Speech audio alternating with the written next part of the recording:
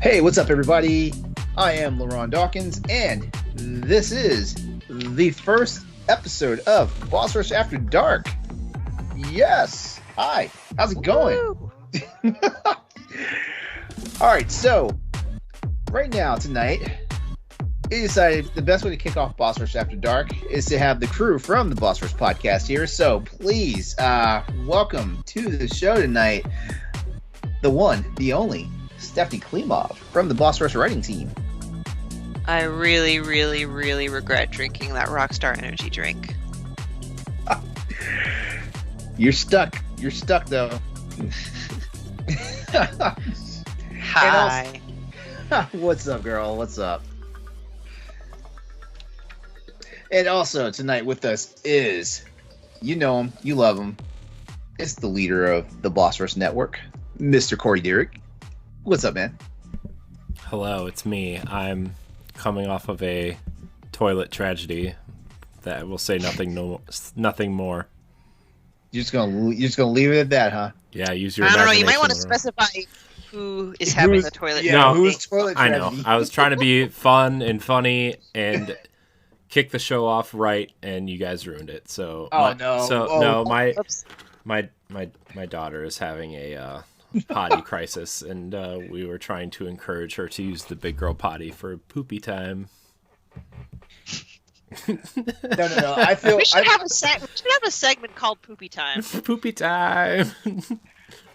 Stephanie, I feel like you and I did the right thing by making him specify what was going on, because can you imagine the comment train, when this episode airs, like, oh my god, Corey shit himself. I mean, I don't quite have that kind of story to tell. But Not yet. no, not yet. What? What's going to happen between this week and next week? Hey, remember when I said I didn't have a poopy time story? Well, now I do. No. Christmas got a little crazy. Speaking of which, this episode is recording live right now, 9 days out from Christmas. So yeah, we're going to be talking a whole bunch of Christmassy stuff by the time you get a chance to listen to it. So just bear that in mind. Hey, you know what? Since we're already talking about it, I might as well go ahead and get the show notes, the housekeeping out the way. Yeah, sorry, I'm a little out of it. This is a brand new show. My Gosh, bad. LaRon, it's like you didn't just host an episode of a show last night. Right? Yeah, that's the problem though. I'm not in crossroads mode. I'm now in After Dark mode, and it's always hard getting in a rhythm of a new show. Always. It's almost like I have performance anxiety or something. Almost. Oh gosh, I feel bad for I your think they make a boyfriend. pill for that. She would know. This is Boss Rush After Dark, the new show from the Boss Rush Network, where each and every week we get together with our friends to discuss and debate topics aimed more towards the adult audience, ranging from dating to life tragedies to relationships and travel, among other things. You can get the show early on Patreon, so pay attention here. It's patreon.com/Boss Rush Network. Goes down every Saturday, or on YouTube, podcast services, or our website 2 weeks later for free. That's right. Free. If you want. But you want that early access? That's what Patreon's there for. We'll give you a little more details about what to do to get set up on it. All right. But anyway, leave us a 5-star review on iTunes and subscribe to the channel if you haven't already. And remember, you can find all of our content on bossrush.net. So everyone, this is it. So should we, since this is the first show that's going up on Patreon.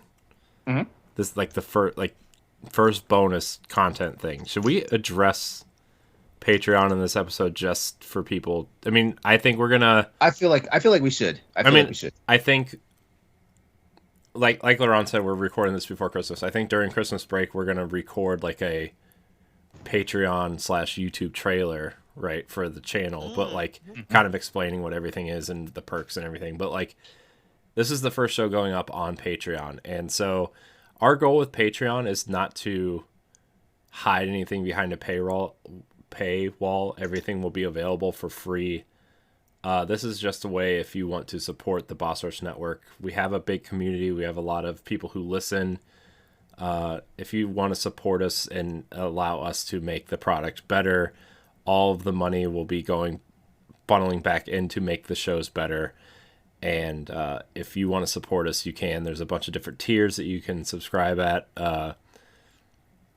All the early access shows are at $1. So if just $1, you get After Dark, you get Expansion Pass, you get Standard Definition, all those shows early, and then you get the Boss Rush podcast 3 days early.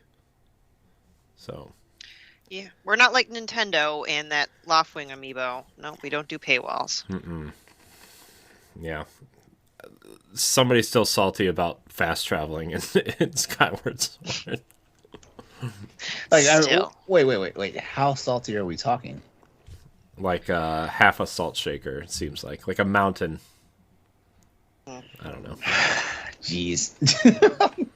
All right. Well, so are you guys excited? I'm pretty excited. We're finally getting this thing kicked off.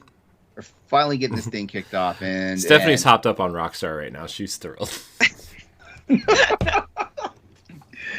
I'm crashing. Not yet. Not allowed. Not yet.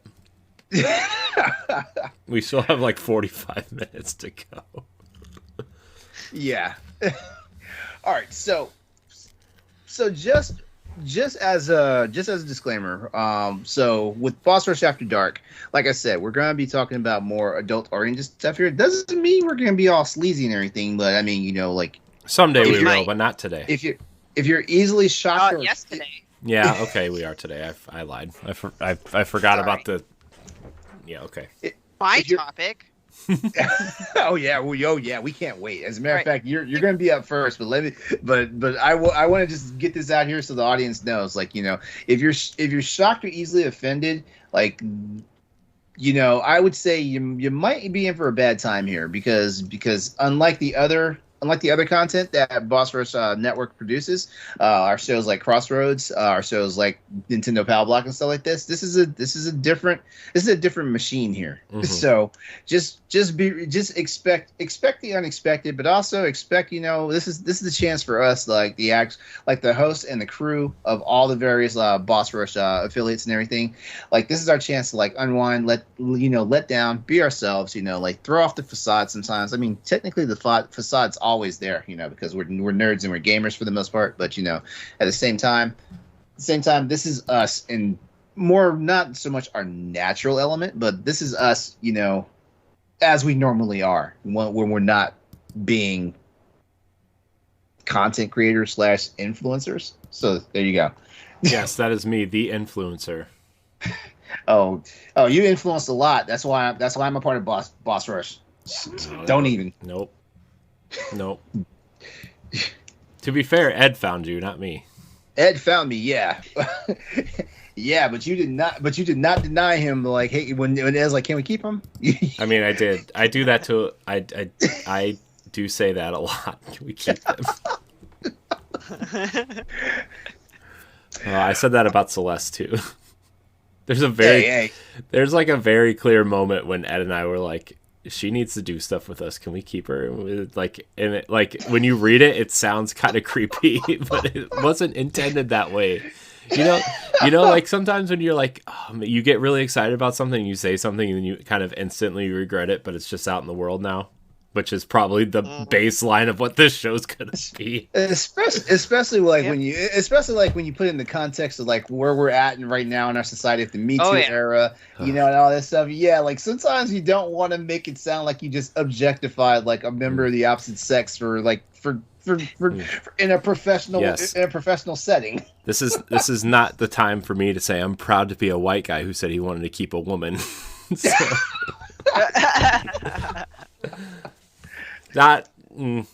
Probably not the right year to do that. Well, I mean, the good news is like we understand you. We understand you, even though sometimes like, whoa, bro, whoa. All right. I'm sorry. I try. So, never mind. Let's just keep going. Well, okay. Well, you know what?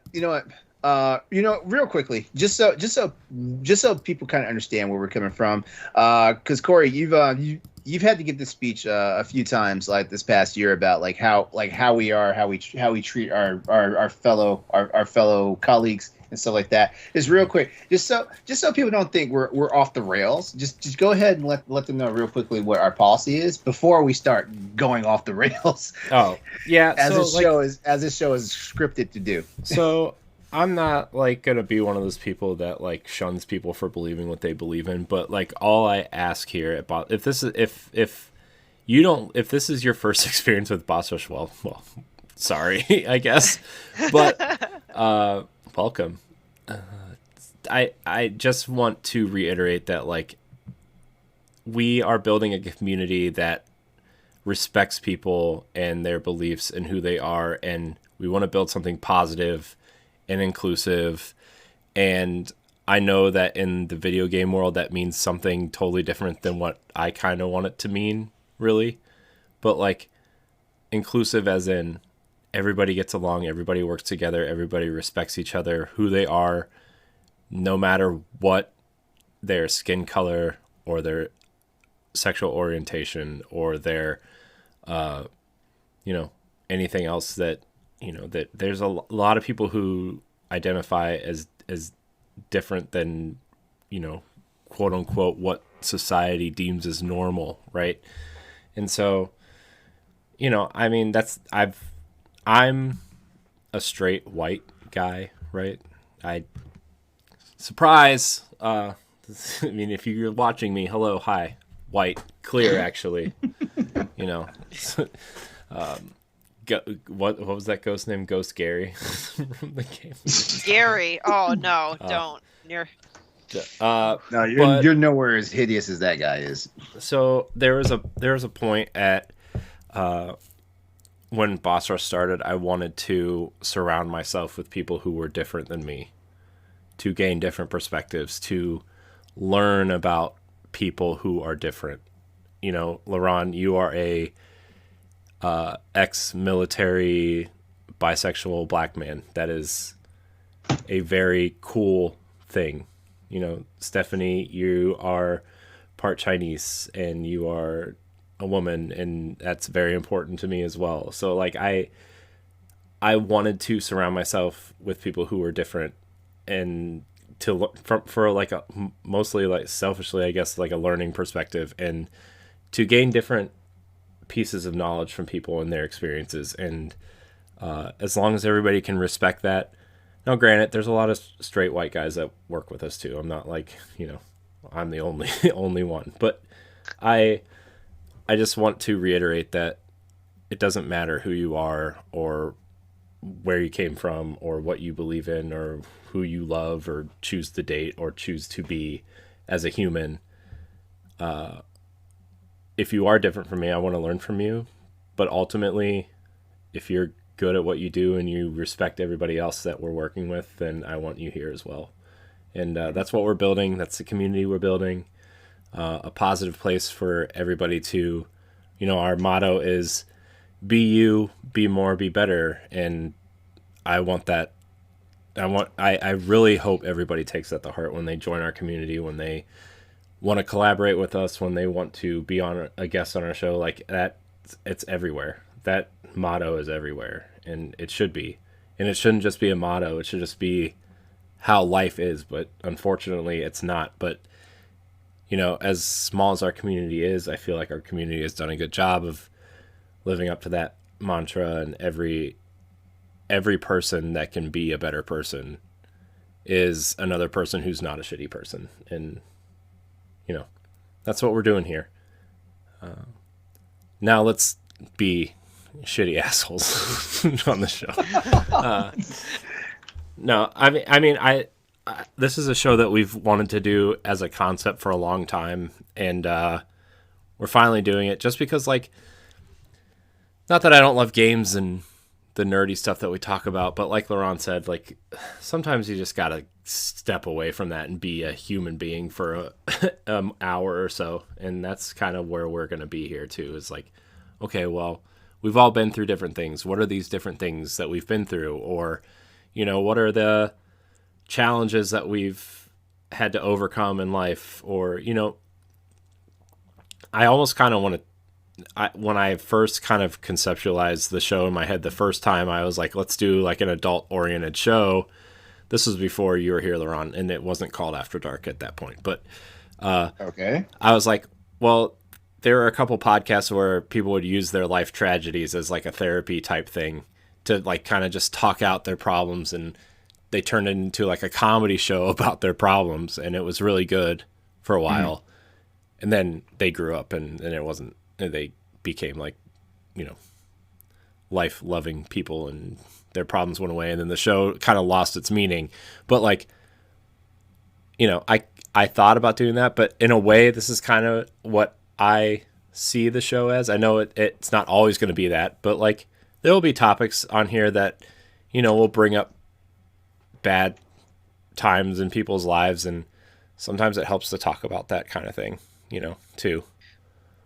I think that's really important, and I know we kind of joked about like, oh, this is going to be X-rated show or just something really silly, but at the same time, going back to your motto about be better, I think After Dark is actually going to play a very important role to this community, because we're going to be talking about topics that maybe a lot of people are just afraid to talk about because there is either a stigma or not socially acceptable to talk about in a larger scale things. And so this is where, for just making it up, like even if it's like a political topic, for example, heaven forbid, like we want to create a safe environment where people can have different views or different experiences. And again, just safe place is the only way I can think about it. Yeah. Mm-hmm. Yeah. Mm-hmm. Yeah, so this is who we are. So if it's your first time, welcome. If you've been here forever, like, good job, you made it. You made it here. I just want this show have a cookie. Yeah, I will. Thank you, Stephanie. Cookies, everybody. Ron and Corey have been eating cookies all night. You just had your look. Hey, I stopped a while ago. Look. When Stephanie sent that picture in our chat, it made me feel like a worthless human being. And now that I feel like a worthless human being, you're just gonna wallow in the self-pity. Yeah, I'm gonna. You're gonna blame your cookie eating on me? Yeah, it's like Fat Bastard in Austin Powers. I'm unhappy because I eat, but I eat because I'm unhappy. It's a vicious cycle. Okay, so. Here we go. And like. Well, I'm not gonna be the guy to start fat shaming. Not tonight. Look, my child has lots of Teddy Grahams and animal crackers, and just I can't help it. Okay, so just sitting there. To eat. So funny story, right? Because I live as one roommate with a married couple, and they just recently had a kid. And one of the relatives made the mistake of buying one of those ginormous freaking tubs of freaking animal crackers. The iced ones or just the normal ones? Just the normal ones, but if they brought the ice ones in here, it would have been gone a lot quicker. But yeah, like it was basically one of those things like they didn't even have to ask who got into the animal crackers because one day you're looking in the cabinet and the thing is full. The next time you come to the cabinet, the thing is like down to the last 1/8 of the container. there's no way like a 17-month-old child could have done that. Yeah. So yeah, I know I have fat kid problems. Yeah. All right. Well, it must suck being that small. I probably could lose a whole Stephanie and still be larger than her. Let's be fair. It's okay, man. We have muscle density. That's the problem. Okay. Who has muscle density? You know what I mean. Come on. You used to be a freaking linebacker in college. Don't even. Listen, I love my sweets. I'm just not eating them right now. Because she has self-control, unlike me. Because I sure as hell don't have self-control. Look, when I started this job I work at now, there's literally candy on every single table. And there's a room full of just snacks. Mm-hmm. That's a terrible idea. Yeah. I mean, it's a good idea, but it's a terrible idea. All right. Well, I think we've had enough. I think we've had enough banter. Let's actually do what this show is designed to do, and let's talk about some stuff. Yeah, let's talk about stuff. Let's talk about some stuff. So you know what? Actually, okay. So like we all pulled together some topics that we want to talk about tonight, and you know what? I gotta say, because I've already looked up the info on this. Stephanie, you gotta start your topic. You gotta start us off with this. This will set the tone. I guess, yeah, because I'm just curious about how. Where do I begin? Naughty video games, but really, like I that Night Trap, guys, man. Night Trap almost killed the industry. So now I'm all tongue-tied because, you know, I know there's mature games out there, but mostly due to, you know, violence and swearing. I mean, maybe an occasional nip slip, who knows? But, like, I didn't know that there's actually, like, waifu or, like, and it doesn't have to be, like, a full-blown hentai game that you find on, like, Pornhub.com or whatever, but there's, like, a crap ton of these games, like Sakura Succubus, on, like, the Nintendo eShop, for example. I was going to say, have you ever been on the eShop? These things are on sale all the time. Yeah. And I'm like, oh my goodness, like, when I give my son my Switch eventually, I'm going to have to put some parental controls on that. So I just want to, like, talk about some of these naughty games that we may stumble upon, and I stumbled upon one today called Perky Little Things. And I'm not trying to sell it, but it's just, if you just want to see what it looks like, the cover is, I don't know, some cherub in front of, like, this gate, and this girl with, a wife beater, no bra, and panties is just like looking terrified, grabbing her perky little things, as apparently maybe the cherub's out to get her. And they have several features. It comes with a 200+ page art book. That's so what let me I'm talking about. Yeah. So if you guys don't mind that I entertain you with maybe one or two of these levels, because they describe the levels. Oh God. Oh yeah. Christmas Eve, Santa and his little helpers need your help. Wait, that was horribly written. Santa's and his little helpers need your help. Anyway, it's because some of these that are, like, developed in, Eastern countries, they literally just run the description through Google Translate, and it doesn't always Google Translate correctly. Yeah. Yeah. Some people this Christmas have been naughty. Search through the sexy Christmas-themed art to find hidden objects and put them where they belong. Help Santa and his little helpers give people a Merry Christmas in more ways than one. Oh, God. So... I'm sorry, I could not keep a straight face when you said put them where they belong. Yeah. This thing, not that... So... This reminds me that you said this comes with a 200-page art book. Remember the games for Vita, the Galgun games for Vita, and they came with literal pairs of panties to clean your screens. Oh my gosh! Yeah, that's like full size. Just people put them on and wore them. Crossroads is an expert in that game. Yeah, I know. Austin's yep. Oh man. No. Remember we were talking about it, man, and we didn't know Austin was in the chat that night for Boss Rush podcast. So we didn't know he was in the chat, and then like you mentioned it, but you were like, I can't remember the game, and like in a flash, like the answer just showed up, and we saw Austin's credentials in the chat. Of course. Oh man. Let me read another one. Yes, Pirates of the Southern Seas. Oh God. Sail the 7 seas with these swashbucklers as you look for treasure and other sorts of booty. Trust me, treasure isn't the only thing on these pirates' minds. These pirates are stranded at sea and need your help to find what they lost. Return the missing items to their owners for a special delight. Oh God. What's the special delight? Does it explain what the special delight is? I'm curious. No, they don't want to give it away. Come on.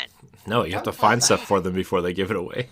There's legit a part of me that actually I think I might order this game. I just need this. I don't usually buy games like this, but I'm really curious.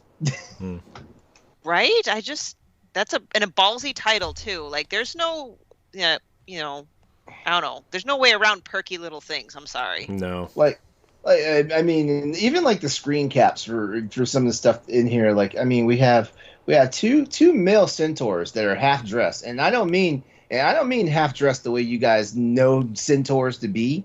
Like like there's one literally putting on pants and covering up like the actual private parts, the private parts that would be the human private parts. Yeah, do not look up perky little things when you are at work. Do not do that. Oh yeah. And if you do decide to look at it, make sure you turn off your Make sure you're off the company Wi-Fi. Don't make that mistake. Speaking of like titles that you can't really get around, this is only like a tiny thumbnail, and I'm kind of like nervous. I don't want to click on it. I don't want to get a virus. Click on it. Waifu do it. Uncovered. Waifu Uncovered. Destroy the clothes. Save the waifus. Order now. Oh yeah, both those games are on Switch too. I'm looking. What? Yeah, they're both on Switch. I'm looking up games that we can talk about. Good. While you're looking at that, I'm just gonna list off just a couple more, just because this is where I was like gasping and I was trying to keep to myself. My furry neighbor. You imagine that could go a lot of different ways. Sounds. That's going a few different ways. I don't. Yeah, I'm just gonna leave it to your imagination. So is it like furry, like that, like people that dress up like animals and pretend to be animals, or is this like another kind of furry that's just like? Well, it just looks like a furry with like one of those chokers, like a BDSM choker thing. Let me see. What else? Oh, Harem Kingdom. Harem Kingdom is a pure love comedy in another world. Amidst magical hijinks and 5 adoring brides, what kind of harem will you choose to build? So it's a harem building simulator. Cool. It's my kind of game. Yeah. So let me see if there's anything else left. I don't know, but there's just so much of this that I didn't know exist. Yeah. And all I had to do was Google games like Sakura Succubus. Yeah. Those games are on Switch too, by the way. So my question is, has anyone actually played one of these games? Because I want to know if is it actually good? Does it actually do the job that it's supposed to do? Like, I'm having a hard time imagining this. I have, like I said, I've never actually like done one of these. I don't know why. I really don't know why, but I've heard, because you're connected to the internet and everybody can see what you're playing, and then everybody's gonna think you're weird for playing one of these games. Yeah, true that. Yeah, but I mean, like I've I've heard of certain games like you're like, I'm pretty sure you've seen this game like being talked about, on Twitter from time to time. There's a game called Dream Daddy, which is like a dad dating simulator. Mm-hmm. Like what? Yeah, yeah. It's actually, I hear it's actually pretty good though. Like it's not like a weird one. Yeah, it's not like skeevy, but at the same time, like it's highly suggestive. Yeah. Dream Daddy. Oh gosh. Yep. Yeah, everybody seems to like that game. Oh, I think I found one. Sorry, keep going, Ron. Oh no! That was the first one that came to my mind. I'm trying to think of some. I can't think of any other ones. So what's yours? Okay, this isn't one, but there are games that like are sexual and are done well or tastefully, I would say. Like, one of the biggest ones that I actually really liked was Catherine. I don't know if you guys played Catherine. Oh, yeah. Yes. Oh, yes. Yeah. Catherine is a very sexual game. I love Catherine so much I bought it 3 times. Yeah, I bought it. I bought it on Xbox 360, and then I bought the remaster for Switch. And the Switch actually adds a third companion. Yeah. And there was a lot of controversy when that version came out because should I spoil it? Do I want to spoil it? Oh yeah, let it loose. Okay. Yeah. Spoilers. A lot of controversy because when this came out in Japan, we kind of talked about it earlier, but they're not very kind to the gay, bisexual, transgender community. I guess I could have just said LGBTQ plus, but the third companion is a trans girl, and Right. yeah, that was like a really big deal. So that, but like that game is awesome. It's like a dating sim slash Q*bert puzzle simulator. It's really fun. Like the in between parts are really fun. Like the puzzles and stuff that you have to solve in the dream sequences is really cool. Because like the story is like you play as this guy and he's dating this girl named Catherine, but he meets another girl named Catherine and he ends up cheating on his girlfriend with this other girl named Catherine. And then the third companion's name is Ren. So it's like this whole thing, but it's cool. It's a good game. I highly recommend Catherine. It's on sale all the time too. I think it's on sale now. I do. Yeah, I recommend it as well. So, and then there's like the games that like they don't want you to think that they're like one of those games, but then they end up like everybody like oohs and ahs over the main character because she's like cute and sexy or whatever. You know, like the Atelier games right now are like that series where everybody's like plays it because you get to play as a cute little anime girl, and then you get to spend $6,000 on swimsuit costumes. Oh, see, here I was thinking you were talking about how like everybody was like lusting after Zagreus from Hades.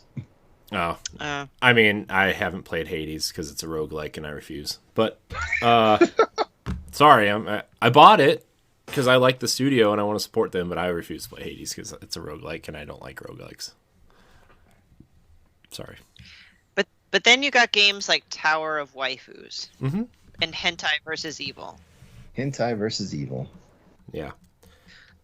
See what that says. Sometimes a little zombie killing and demon slaying is all you need, but a dash of naughty flavor to spice things up certainly can't hurt, right? In Hentai vs. Evil, demons have invaded the city, the suburbs, and even on the beach, turning residents into flesh-eating zombies and throwing cute girls into cages. Okay.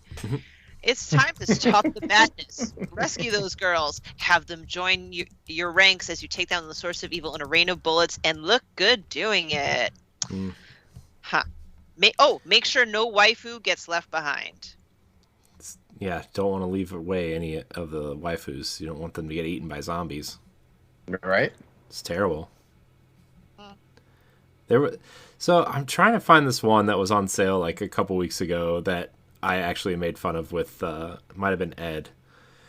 But hold on, I think I found one. This isn't one I was talking about, but it is a game. So it's called, if the eShop would load, Pretty Girls Mahjong Solitaire Blue. Oh my gosh. All right, so here's the subtitle here. Tile matching gets spicier than ever when with new girls to meet and more outfits to unlock. In the latest installment of the Pretty Girls Mahjong Solitaire series, 5 new female companions will challenge you to a classic game of tile matching. Select pairs of tiles to make them disappear, but be careful to stay ahead of the clock. Plan your moves strategically so you don't hit a dead end. For every third round you clear, you'll unlock a new outfit for your lovely companion, all of which can be viewed in the alluring dressing room. Jeez. This is so bad. That's so creepy. I know. But the one I was talking about is like, it's called like Summertime Girlfriend or something. And it's literally like it's not even a game. It's like a video. It's like an interactive video. And like you choose what she does and everything. It's like really creepy and weird. Oh, guys, I found Pretty Girls Mahjong Solitaire Green. It's also on sale. Do I want to know? Yeah, let's read it. If my Switch will go back up because I was scrolling too fast. The Switch can't get it up, guys. Oof. Okay. Here we go. Tile matching classic goes back to nature as new girls with animal features join the fun. Oh, God. Ooh. In the latest installment of Pretty Girls Mahjong Solitaire series, 5 new companions with animal features will challenge you to a classic game of tile matching. It's literally the same description. They just added animal features in here. No. For every third round you clear, you'll unlock new outfits for your lovely companions, all of which can be viewed in the naughty dressing room mode. Every time you play, tiles are shuffled to keep your session fun and fresh and unpredictable. For a more casual experience, switch to easy mode to disable the clock and take advantage. Ooh, okay. With more than 60 layouts and randomized patterns, there's always a reason to come back for more tile matching and quality time with these adorable animal girls. Oh yeah, totally playing the game for tile matching for sure. Mm-hmm. Mm-hmm. Yeah, who isn't? Who doesn't enjoy Mahjong Solitaire? You know, there's DLC for it too, new costumes. By the way, it's one of those games where the DLC is like more than the game. So that's like seriously, yeah, that's how it always is. Because like all the quote unquote outfits everybody wants are in the DLC. I just ran across because I'm here's the funny thing. I was looking for games similar to Perky Little Things, and I'm not sure. Like maybe I feel like if I Google search that right now, there would be all kinds of weird history on my computer that my wife would ask me what I'm doing at night when she's in bed. Yeah, well, please don't because like the first thing I got a hit for after doing a search for games like Perky Little Things, I got a game called Uncle Neighbor. Oh God. Oh. That sounds like sexually charged racist. Let's just put it this way: like the Steam page, like you know, like how like when you go to actually hold on, I'm going to the store page right now. Actually, okay, so in Uncle Neighbor, you play as a newcomer to a town, starting a new life, and date the 12 uncles. So this one apparently is definitely more homocentric. Yeah, and geez, like it's okay. Mature content description. The developer described the content like this: this game may contain not appropriate content for all ages and may not be appropriate for viewing at work. Download only for players 18 years old. So this game basically is an adults only game without the AO rating on it. Wow. Yikes. Now, I hear, like, we've been referencing the eShop a lot, and I can see how Steam has a ton of these games, but do we not see games like this on PlayStation and Xbox? PlayStation heavily, they are heavily censored. They censor things. They even change games that are like real games, I guess you would say. Like, Devil May Cry 5, when it came out, was the big one, right? Because, there was a scene where like he was catching a girl and you could see up her skirt, and they did like this, like only the PlayStation version had this lens flare over it to where you couldn't see up her skirt or something. Mm-hmm. Like they modified Tifa and Yuffie's jiggle physics in Final Fantasy VII Remake. Mm-hmm. Yeah. Yep. Which is available on the PC version, I guess. Which is crazy. To data miners. Well, yeah, which is crazy to me for one simple thing. Like PlayStation is where we got Dead or Alive, and God, we all know how terrible that game was. Dead or Alive, Extreme Beach Volleyball, and Extreme 2 were Xbox exclusives. I know, but DOA started off on PlayStation, and don't you remember playing booty bouncing on the barrel with? That was a real game in that game mode in that game. Oh yeah, I remember. Wow. I found one, guys. This one takes place in the 90s. Oh, okay. It's called. It's not Leisure Suit Larry, right? Nope. It's called Pantsu Hunter. Back to the 90s.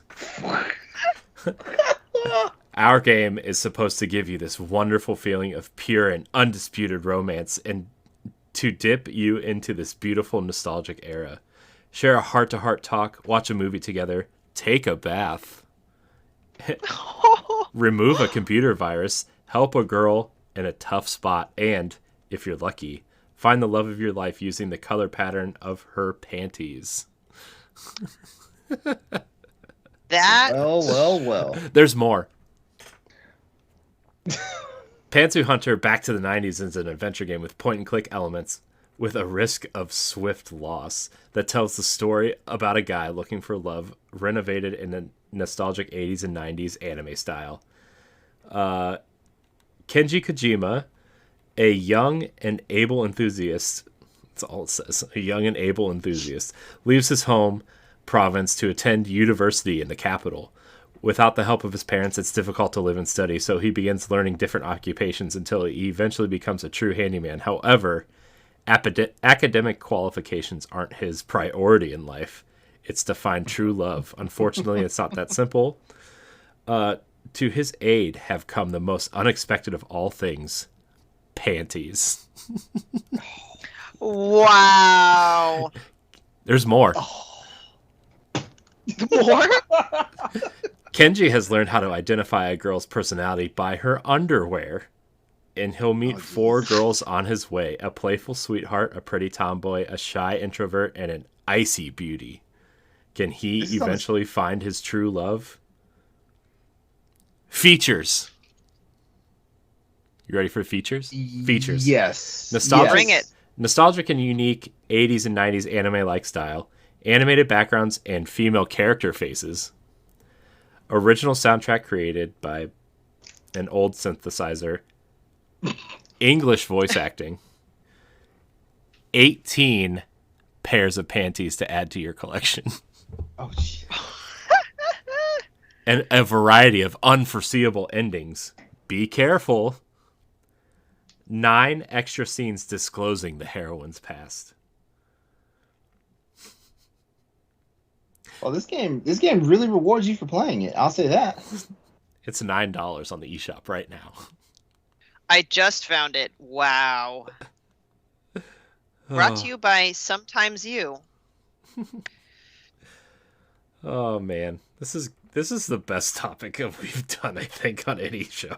This is hilarious. And these screenshots, like when you look at the game, it's like there's a screenshot of like 4 different looking women, and they're looking at you saying, "Too young to kiss." That's just silly. Now I have to turn on my Switch and look. Guys, I found another one, by the way, while Stephanie's finishing that one. What's the name? What's the name? I wanna be ready for this one. Of the one I found. Yes. It's called "If My Heart Had Wings." It's by Moe novel. Oh, this is very okay. Aoi Minasi returns with shattered dreams to his wind-swept home of Kazagura. There, atop a hill lined with wind turbines, he encounters a wheelchair-bound... Oh, this actually sounds heartfelt, and this is not one. It's clearly not one. So that picture is very misleading, though. I know. If it's not. This is a tale of youth, a tale of boys and girls who love the sky. Oh, that sounds cute, actually. Oh, yeah, that's pretty wholesome. Well, now I feel bad for reading that one. But there's like 5 girls on the cover. What does that even mean? Yeah, exactly, yeah. Hold on. I gotta find... Okay. How about Love Kami Healing Harem? Yeah, read that one. Let's read that one. I'll find a solution to the goddess's problems. The more things seem the same, the more they're actually different. There are some strange little stories about goddesses in love. They happen to be in a time when gods and people lived in close proximity, 6 years after the gods descended to Earth. Well, it seems like it's... All right. I'll keep at it. Our story takes place in Kamimori City, a community deep in the mountains that is known among some people for one thing. The area is protected by a cursed goddess. Cursed goddesses are known for spreading misfortune, but Kamimori City is protected by one. Akira Manase has inherited a shrine in Kamimori City and spent his days listening to the goddess's troubles. One day, he helped one of the cursed goddesses, Yukari, and she fell madly in love with him, almost immediately proposing marriage. Please, make me your wife! However, there were goddesses other than Yukari who were also in love with Akira, and they were intent on staking their claim. Ooh. As the goddess... last sentence, I'm sorry. As the goddesses vie for his hand in marriage, Akira spends his days helping them solve their problems. Why does it sound like a take on like one of the popular anime series? Crap, what is it? Not Tenchi Muyo. Shoot, what is it? Oh My Goddess. That's the name. That was that's the name of the anime. This sounds like a take on that. Except there are way more. There are way more goddesses in this one, because I think in Oh My Goddess there was only 3, but this looks like there's 7, and like based off of that picture of the cover. Yeah, man. Yeah. So I guess the options are endless. If you ever want to try one of these games, clearly head to the eShop or whatever. Just be careful; your friends will know. Nintendo is not only family friendly; they're encouraging you to make families. I see what you did there. Yeah. Miyamoto secretly made one of these. I wonder what his inspiration for a naughty game would be. Oh no. I think it's time to move on from this topic. That's not the only thing he did in his smoking closet. Because you know what, the problem about this is I can, and at the same time I cannot imagine Miyamoto being a perv. Yeah. I mean, I just assume that Japan is just like, and I don't mean this in like a derogatory way, but it just seems like they're just kind of like a pervy culture. Dude, they have vending machines that dispense panties. I know. That's what I'm saying. Is like that's just the culture there. So like, and they're not like replacements for like if something happens to like a woman's panties like while she's out in public either. That's the sad. I wasn't the sad part. That's the intriguing part. Hold on, guys. I found one more. It's a real person video. Like okay. It's not Japanese either. Huh. Okay. It's called 5 Dates from Wales Interactive, an interactive romantic comedy. 5 Dates is an interactive rom-com about the unpredictable world of digital dating. With 5 potential female matches, Vinny explores whether compatibility, chemistry, and connection is still possible in a world where physical touch is no longer an option. Sounds kind of interesting, actually. Yeah. Vinny, a millennial from London, joins a dating app for the first time while living in lockdown during the coronavirus pandemic. This is current. Yeah. With 5 potential female matches, Vinny must pluck up the courage to video date with wildly different personalities. Starring Mandip Gill and Georgia Hurst. Throughout the game, your choices and your interactions will either strengthen or weaken your relationship on your date. The relationship scores are calculated from the start right through the very end and will affect certain scenarios and have consequences in the concluding scenes. Oh, this just came out a year ago. So, interesting. All right. Not really a naughty game, but it sounds interesting, actually. Maybe I am one of these weird people that likes these games. I don't know. We fell down the rabbit hole. Jeez. We did. Yes, we did. Pull us out, LeRon. Oh, God. I forgot to pull out twice. So why'd you say it like that? Yeah, pull out game weak, Corey. Well, I don't know, unless it was intentional. For one of us. That's like mean. That's mean. I'm sorry. I love my kids. It's like the TikTok that's going around. It's like, did you pull out? Yeah, I pulled out. After I nutted. LeRon thinks this is funny because he doesn't have kids. Yeah. Come on, it's funny. Y'all laugh. Y'all chuckled. We chuckle because it's true. I'm sad and depressed, and I'm gonna go cry in the bathroom. What's our next topic? It's your All right, topic. Corey. Okay. We're gonna roll your topic. We're gonna roll your topic. Okay. So this is Go on. this is definitely way more serious than what we were just talking about. But I also have this topic here because obviously not today, but sometime in the future, I kind of want my nephew to watch this. Oh my gosh! After we just had that entire conversation about hentai and waifus and stuff, I mean, he's gonna have to go it's gonna be like a clip. I won't show him the Okay. whole episode. Oh, okay. But so for those who don't know, my wife's family is Jewish, and I kind of brought this up in the chat. I didn't really know if it was going to be appropriate or not because it does have to do with my nephew and my wife's family and everything. But I think it's important because I feel like there's a lot of people out there that will relate to this in some form or another, and even you guys to an extent in a different way, right? And so my nephew he's half black, and my wife's family is Jewish, and he's adopted. So he has, I guess if kids were going to try to be mean to him, he has 3 kind of significant things that they could hit him with, right? I mean, it's sad, but this is true. So the other day at school, I guess a girl said that she couldn't be friends with him because he was Jewish, and it's become a bigger issue than they originally thought it was going to be. And like So how old is your nephew? he's 8 at the time of this recording. Wait. He's 8 years old, and he's already being hit with anti-Semitism Yeah. from a classmate. Yeah. Jesus Christ. Yeah.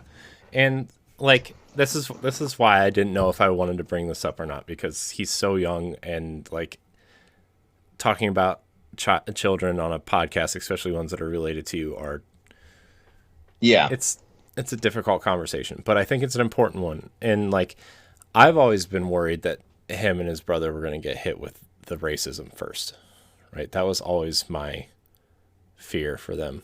You know, I don't really talk about it because I don't really know how much they know or don't know, right, about their race, or if race has an impact on their life yet, or whatever. And you know, when my wife told me that, I like felt really sick, you know, and it's something that I've never had to experience. I've never experienced, right? Like in any way, whether it was like racism or, you know, what I believed or anything. And like, I just want him to know that there's going to be more hurdles in his life. And I kind of want to know, like, because I know that you guys have probably both dealt with it at some point or another in a bunch of different ways. And I thought maybe it would be nice for him to be able to relate to someone who might be has gone through this, and something that he has or will eventually go through. And selfishly, I want to learn too, you know, because like I said at the top of the show, it's all about being better and supporting people who are different and raising the voices that need to be heard. And like, it's important to me too that you guys know that you're being heard too. Let me ask one question, and I'm not sure what you may or may not know about how he's being raised. Is it like, okay, he's 8 years old, so you know, like I guess like most kids around that age, like you're basically following the beliefs of the parents because you know, like that's what's impressed upon them at that young of an age and stuff. But does it feel like they're being progressive around how he's being taught the faith? I mean, okay. So we are both, like, me and my wife are mixed faith family, I guess you would say. Like, I mean, I'm not like really religious or anything, but I was raised Baptist, I guess is, yeah. Mm-hmm. So, and she's Jewish, and then my her sister's family is also a mixed faith family. So like we all celebrate Hanukkah, and you know, we do the Jewish high holidays, but we also do like Christmas and Easter and Christmas, you know, that kind of stuff. So I mean, it's very like, it's more of like the religious kind of holiday type things are more of like this is a time to celebrate family and who you are and kind of just be together and support each other. Doesn't matter which holiday goes with which religion. This is just like, you know, we're trying to teach them that this is more of a like celebration of family. And, you know, we kind of debated on whether or not to do the whole Santa Claus thing. Like we're coming up on that conversation to like next year is really going to be affecting my daughter in terms of Santa Claus and, you know, what is Christmas exactly as opposed to Hanukkah, which, you know, we take her to the synagogue and she learns that side of it, but we don't go to church, you know, like I don't really feel the need to do that, but yeah. You know, so I don't really know how. Sorry, Stephanie, go ahead. Sorry, I was initially surprised because my son, well, he's only 6. He's in kindergarten. He goes to a public school, and so I'm Catholic. Long story short, I actually chose to be Catholic. My parents were Catholics, but they have like something super against the church and didn't even baptize me. And oddly enough, I chose to be Catholic. I want to raise my son Catholic, but like not shoving it down his throat, more like, here's what I know, and when you get older, make your decision. And he comes home and he starts talking about what he learned about Hanukkah, and I was like super impressed. I'm like, that's great. So that's why I thought like I'm shocked. Like I thought we were pushing to be more accepting, but I also feel like religion's tough. I feel like religion as a whole, actually, out of like, we're all about being progressive, except for religion. For whatever reason, it's like a bad thing if you're religious. If I say I'm Catholic, they're like, oh, you're not going to start shoving down your beliefs down my throat, are you? I'm like, no, I'm sorry. Like, I do feel that any religion, but probably even more so Judaism and Islam, like, for whatever reason, they're like the biggest targets. I know. It's like having a faith is actually, I don't know, it's almost kind of dangerous. And I feel quite badly. Yeah. Well, like how this kind of came up was like they were learning about Hanukkah in school for like a just like an activity, you know, like this is, you know, some kids in the school are this religion and this is their holiday, so let's learn about it, you know. And I thought that was like a really cool thing, because when I was in school we didn't learn about any of that crap. They were just like, hey, you're going home for 2 weeks for Christmas, goodbye. But like, plus I grew up in like a Mennonite community, which was like really just but it came up because he told some of his friends that like he celebrates Hanukkah because his family's Jewish, and then this girl just walked up to him and said, I can't be friends with you because you're Jewish. And like, this was the day after the activity. So like, I don't know, my wife and I kind of talked about it. We were like, well, she clearly went home and said they learned about Hanukkah and that there's a Jewish kid in her class. And her family clearly said something about Jewish people because they're 8. How do you already have that much hatred for someone that's different when you're 8? Yeah, that stuff's learned. Yeah, that definitely. That's why I was like, when you said how old he was, I was like, wait a second, he's already experienced anti-Semitism at that age, and this is a kid living in the United States of America. Yeah, you know, he's not living somewhere in like a European country, or he's not living in South America or someplace, and like he's experiencing anti-Semitism in the United States as an 8-year-old boy. Yeah, and what was really cool though is like when she said that, a bunch of kids in his class stood up for him. Oh, awesome! Which was like awesome, an amazing kind of like shocking thing to me, but like it was really cool to see kids be that way. And I think that just goes to show you that maybe there is a little bit of hope somewhere. And, Yeah. But, I I felt really bad for him. And like, he won't really show if something's bothering him. Really, like if something real is bothering him, he'll kind of just like blow it off. But like, I don't know. I felt sick. I mean, he's 8, man. Like, yeah, kids should not be experiencing shit like that. Kids that age, like he's not even a teenager, and he's experiencing that, and oh, yeah, man. Well, I know it's not. Go ahead, Laurent. Sorry.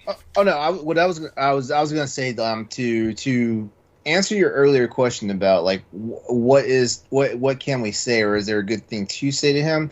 I would say the first thing like to help him understand is that people don't always have the best understanding about who you are as an individual, and they will find certain things about you, whether it's like who you worship, what you look like, how you conduct yourself, how you act, things like that, and some of them, if they don't understand it, because I honestly believe like this little girl, she does not understand what she was saying, but at the same time, she's parroting something that she's heard, and it's probably going to take her a long time. If she's one of those people that will learn to course correct, it'll probably take her a little while to realize what she's doing and what damage she might have done and stuff like that. Yeah. But the best advice I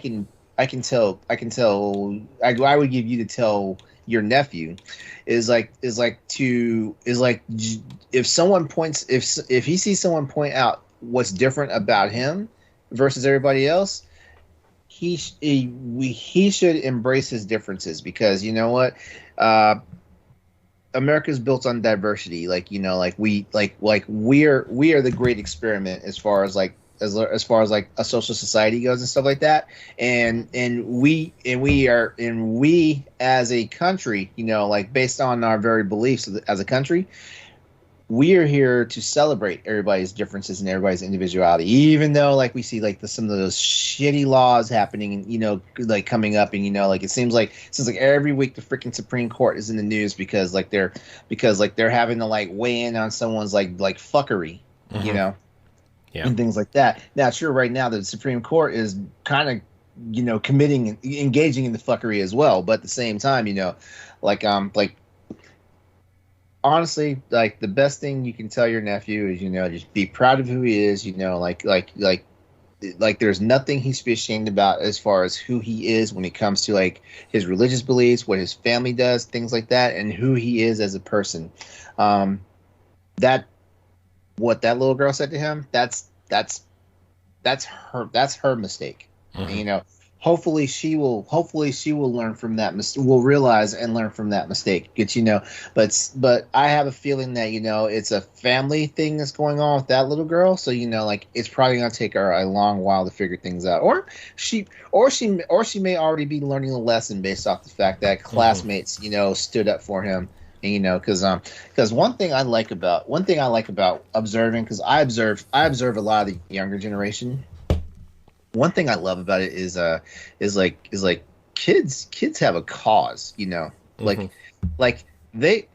see stuff that's wrong and they immediately say, hey, that's not right. They don't, it's not like they can go and just attack people for doing bad things and stuff like that. But they rally behind a cause, and they let people know hey, this isn't right.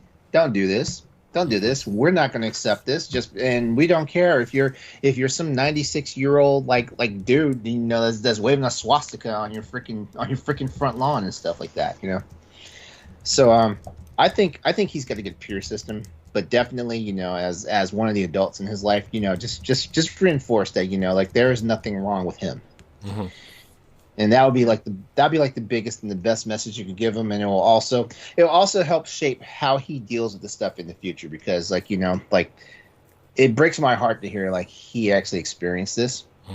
But I know for sure this is not going to be the last time he experiences and stuff like that. So basically how we respond to it, and help him like figure things out, it will help him deal with it down the road, because the world's some bullshit sometimes. Yeah. Yeah, and hypocritical too. Like, I'm not sure what else I could add to to Laurent's advice, but like, it's okay to not fit in. There's always this expectation to fit in, and I always felt like I stuck out like a sore thumb. And I know mine's more of a race thing, where I'm half white, Irish and Greek, and then half Chinese. And the awkward part of that was I would not be fully accepted by the Caucasian side, because a lot of things I was into was more Asian. Like, I would bring weird like lunches to school. Like, I didn't have your peanut butter and jelly sandwiches back when you could bring peanuts into school, or like those Wonder Bread sandwiches or fruit roll-ups. No, I brought in like ramen shit and stuff like that, and I found that stuff delicious, but every time they looked at me funny, it made me feel ashamed that I was eating this kind of food. But then at the same time, if I eventually found my Chinese or Asian counterparts, I would not be accepted by them either, because I'm whitewashed. I actually, later on in college, I was actually called whitewashed. Wow. By someone I thought was a friend, and she's of Asian descent, Korean specifically, and it really hurt me.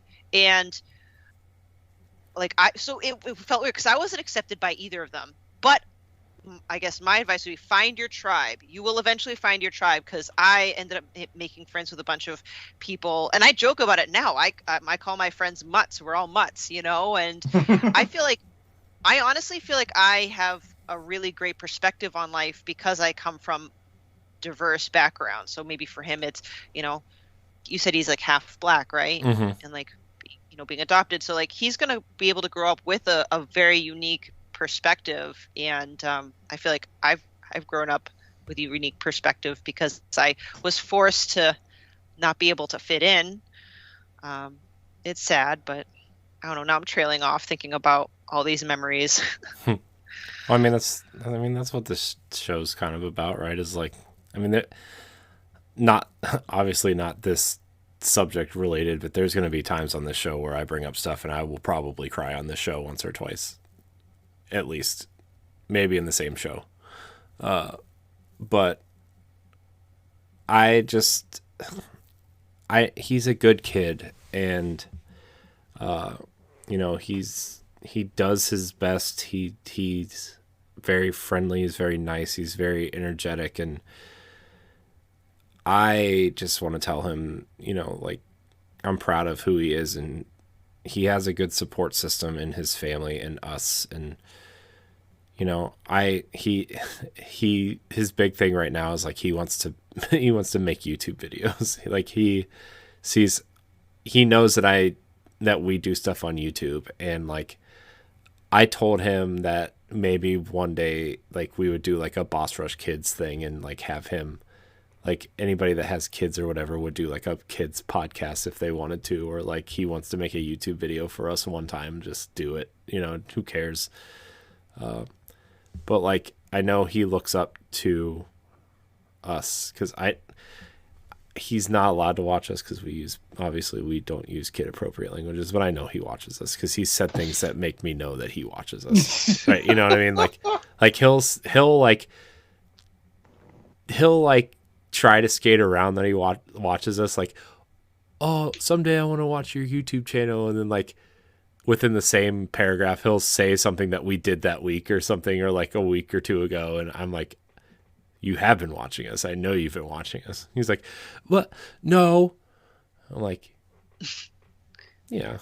Coincidence. So I'm like, look, I don't care if you watch us. I mean, I'm not your dad, but like, I want you to be safe and happy and do what you want to do. And I am proud of him. He does good in school. He's just, I don't know. It just made me sick when this happened to him. And you threw out some keywords that I think are important, and I have this gut feeling that he's going to be okay. Is the strong support system and an outlet, because that's kind of how I was able to get through it. Is I had certain support groups, and I had my outlet, which for me at the time was drawing and writing, and that that got me through all the garbage, because I hate to think about how my son is going to be going through the school system. He has darker skin. He's got that thick, dark Asian hair. He speaks Russian and Chinese, and half the kids don't understand what the heck he's bringing to school. But and it pains me to think what he's going to hear and see. And I just need to tell myself he kind of needs to go through it, but as long as he doesn't go through it alone, and as long as he's got a good role model, someone to go to, a safe place. There you go. Yeah. That's all I gotta. And like, I worry about him, but like his skin tone is like passable white, I guess you would say, but his brother is like really dark, and like I worry about him more in the race department, and like I don't know what to tell them, because like I never had to go through it, and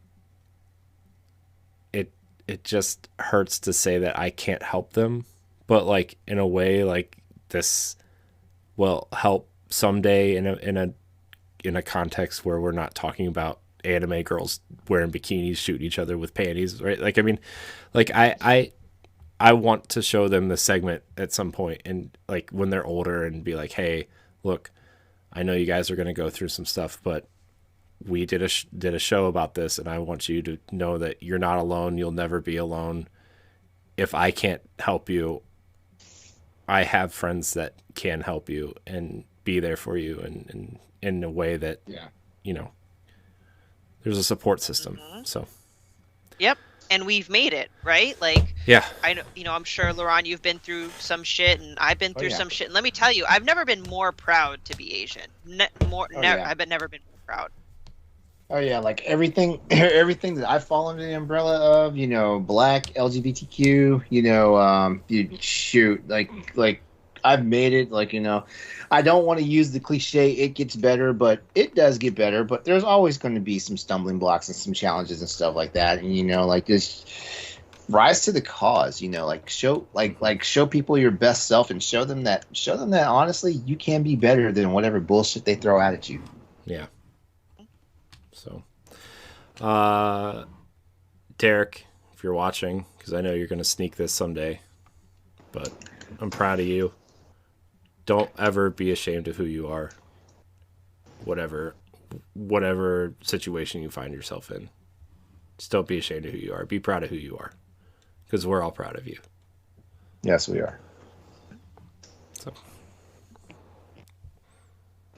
good topic. Oh yeah. Great topic. And you know what? That's probably a great place to wrap it up, actually. Yeah. Yeah. And as much as it started with a kind of like a sad story, an unfortunate situation, but after talking it through, I feel like the tone is more hopeful. Like, yes. I don't know, hopeful. Like, we acknowledge that shit is there. The shit is unfortunately not going to go away. If anything, it'll just take a different form. But I just feel like there's hope there. I feel like it's still ending in a positive tone. Mm-hmm. Yeah. Yeah. For sure. Yeah, wonderful. Thanks, Corey. Yeah. Thank you for sharing that. For real. Like honestly, the topic I had planned would get pretty dark. But I'll go ahead and give us a preview of it. Next time we come back, we're going to talk a little bit about depression, dealing with depression, and also like the need for suicide awareness, and also we're probably going to talk about self-harm just a little bit, because I mean everybody has like a self-harm mechanism, whether you think you do or not. Like there is something you do to yourself that technically feels like self-harm, or can be classified as self-harm. So next time we come back, we'll talk about that. But we'll also talk about more of the more or less content appropriate stuff that is not on the other shows. Well, I think that's probably gonna maybe be the cadence, is like one silly dumb topic and then one kind of like more serious in tone. Most times. Yeah, I'm really looking forward to that topic, Laurent. I can't. When I say I can't wait, obviously I'm not. You know what I mean. Yeah. Cool. But I think one thing that, you know, as our listeners like get acquainted with this show, you'll find out we're pretty unscripted, you know. So yeah, Boss Rush After Dark, unscripted. Yeah. Keeping it real. Word. Yep. All right. Well, we're going to wrap this up. So this has been Boss Rush After Dark, the alternative podcast of our flagship show known as Boss Rush Podcast. We'd like to give a thanks to you all for tuning in and to listening to the show. We thank you. We appreciate it. This is the very first episode of it, and we will be back for many more. But before we head out, here's how you can connect with the members of our panel tonight. Stephanie, you have the honor since you had the first topic tonight. Thank you. You can find me on Twitter at Klimov, KLIMOV_author. And, you know, obviously I'm here. I'm on every Wednesday night on the Boss Rush podcast. All right. Corey? You can find me, I am Corey in HD, on Twitter and Instagram. You can find me hosting our Xbox podcast, Arsenal X, the Xbox podcast, and right here every Wednesday night on the Boss Rush podcast. All right. And you can catch me on social media, on the networking channels, Twitch and YouTube, as well as my gamer tag. It's Exodus803, EXODUS803. Don't forget, I am one of the hosts for Crossroads PlayStation Podcast, which airs Tuesday nights at 8 p.m. Eastern Standard Time on twitch.tv/Exodus803. Thank you all for tuning in. We love you. You have a good night. And one piece of advice: be yourself, embrace your uniqueness and your differences, and don't let people get you down. Take care, everyone. Have a good night. Amen. Night.